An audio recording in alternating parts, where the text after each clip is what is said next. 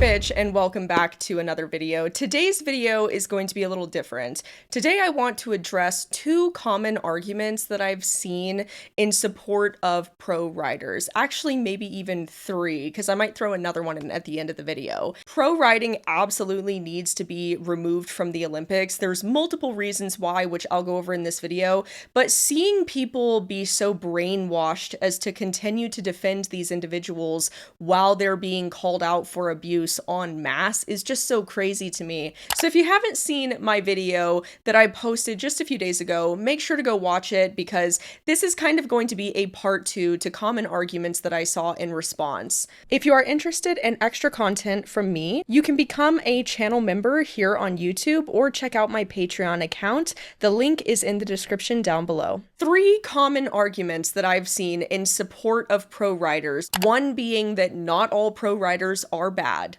Two being that I don't want pro riding removed from the Olympics because I want to compete in the Olympics someday myself, and it's a dream of mine.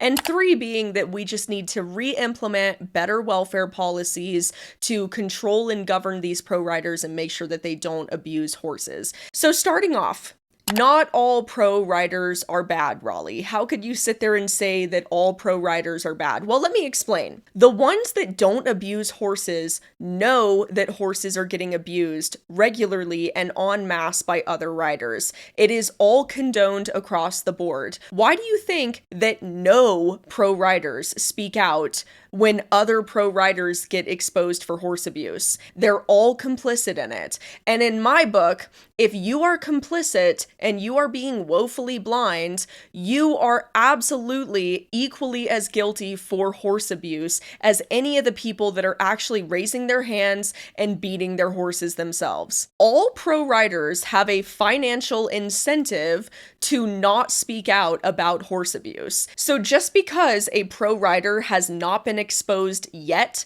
for horse abuse does not mean that they don't abuse horses. And it does not mean that they have not witnessed other pro riders abused horses and been complicit in that abuse themselves. A perfect example of this argument is Charlotte Dujardin. She was the golden child of horse riding at an Olympic level for a very long time. Everybody thought she was the best equestrian, so nice, loved her horses, blah, blah, blah, blah, blah. Then when she was exposed for abuse, everyone started saying stuff like, oh, well, I guess not all pro riders are bad, but I'm not willing to name drop and stand by any other ones because maybe they'll get exposed too. I don't know. If you're not willing to name drop other equestrians that you're going to stand by not being abusive, then stop saying that not all pro riders are abusive. Girl, drop their names, and we'll see if in 1 or 2 years or less they get exposed for horse abuse too, which they probably will. So saying that not all pro riders are bad is not only a generalized statement that has absolutely no evidence to back it, but it's also just blatantly wrong because there's ample evidence to support the contrary. There are two types of pro riders. There are the pro riders that have been exposed for horse abuse, and there are the pro riders that will be exposed for horse abuse. Moving on to, I don't want horseback riding removed from the Olympics because it's a dream of mine to compete in the Olympics one day.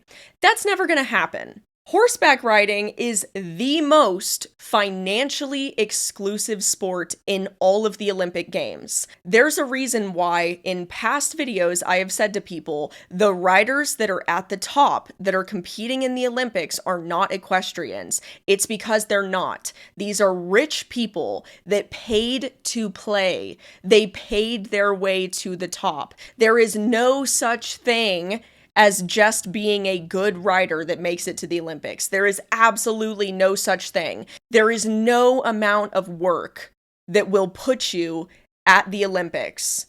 You have to be extremely, extremely wealthy. And I will get into that in just a second. But this idea that it is still fair that you can be a good rider and make it to the Olympics with sponsors or donations, it's not true. It's not going to happen. On average, one Olympic rider spends a minimum of $3 to $5 million to make it to the Olympic Games. That means that over the course of the 10 years or so that it takes the average Olympic rider to get to the Olympics, they're spending a minimum of $300,000 a year exclusively on horses, horse riding, horse shows, competitions, traveling, blah, blah, blah. This does not include food, water, shelter, whatever for yourself. This is $300,000 a year minimum. Less than 0.1% of the global population, 0.1%, make more than $300,000 a year after taxes. And that is just for horses. Not yourself. You still need money to live, pay bills, buy food, etc. These people that you see riding horses at the Olympics do not represent normal equestrians. They make all of us look like we abuse our horses because that's what they do. These are rich people who are evil and don't care about horses at all. To finish off, I want to talk about the very last argument, which is we just need to implement better welfare policies to police these people, make sure they follow the rules, make sure horses are not being abused. Guys, that's stupid. We already have those. We already have these welfare policies in place. FEI already has welfare policies. There are already welfare governing agencies trying to keep these pro riders in line. Do you want to know why they don't care?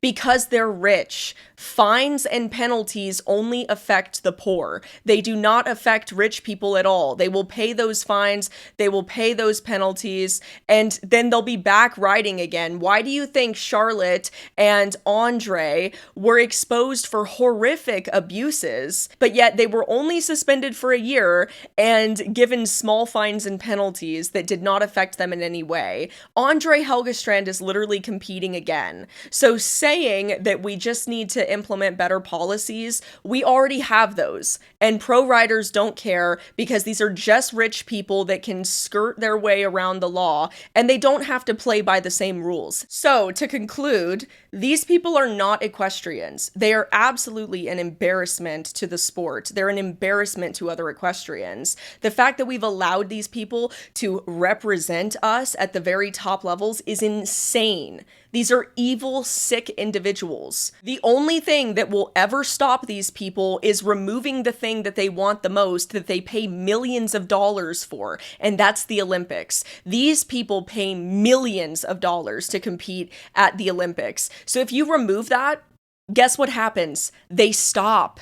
They stop. Some of them might compete at lower levels, and we'll still absolutely protest that, but a lot of these people will stop riding and abusing horses if they know that their end goal of going to the Olympics and paying a few $1,000,000 for an Olympic trophy is never going to happen for them. So sign my petition. It's going to be linked down below. Thank you to everybody who has signed it. Make sure to share this video. Keep spreading the word, you guys. I want more and more people to understand that you defending pro riders just because you have a dream of going to the Olympics is stupid, because it's never going to happen for you. The best thing we can do is care about the welfare of these animals. This has to be stopped. They're making everyone look bad. These are not equestrians, and stop defending them. These people do not care about you. Stop defending them.